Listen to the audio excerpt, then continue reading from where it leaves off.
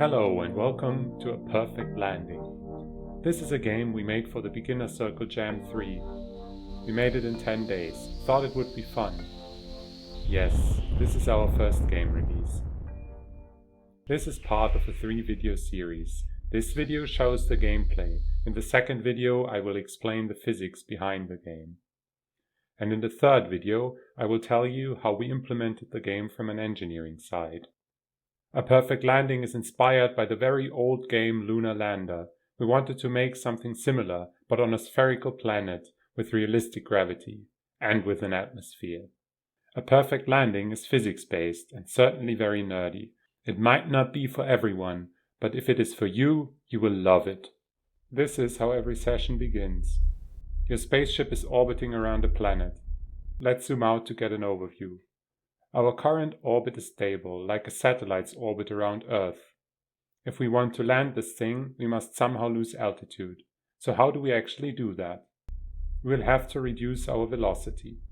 To do so, we turn around, and we start burning our thrusters. You might think that accelerating towards the planet will cause you to lose altitude, but that is false. We will discuss the details of why that is in part 2 of our series. As you can see on the HUD, we are losing altitude. Now we are entering the atmosphere. At this point, we can use the increasing atmospheric friction to further reduce our velocity. If we point the bottom of our spaceship towards the airstream, we maximize the friction. But now we have a problem. As you can tell by the plasma around our spacecraft, the displacement of the air creates quite a bit of heat. Luckily, the bottom of our spacecraft is covered in heat-resistant material, our heat shield. The rest of our hull is way less durable than our heat shield. The hull can take 400 Kelvin before overheating and exploding. Our shield can sustain temperatures up to 1000 Kelvin. The alarm tells us that we are close to overheating. Now we are slow enough, and the atmosphere around us is thick enough that we can glide through the air using our wings. Physics tells us that the faster we fly, the more lift our wings create. Also, our angle of attack matters. If we align the airflow with our aircraft, we will have significantly more lift than by having the airflow from above. At first, increasing the angle of attack further increases the lift. Now the air pushes onto the lower side of our wings and pushes us up, so to speak. But beware, once you cross a critical point, your wing will stall. This means you lose all lift immediately and start dropping like a stone. Especially when close to the ground, this can be deadly. Luckily, we have a warning for that.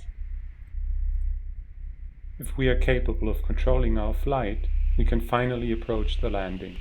Of course, we can only land safely if we deploy our landing gear. This is tricky. The landing gear creates a lot of air drag and kills our aerodynamics. We should wait until we are just above the ground. I managed to save ourselves. A stylish landing can be flown by picking up speed, by dropping some altitude, pitching up to regain control and slow down, and deploying the gear to set yourself onto the surface.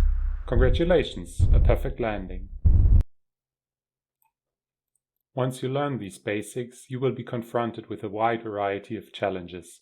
Wind layers that change your aerodynamics, vastly different planet sizes, deep craters or high mountains, planets without any atmosphere, super dense atmospheres, super hot planets, many different levels with many different challenges.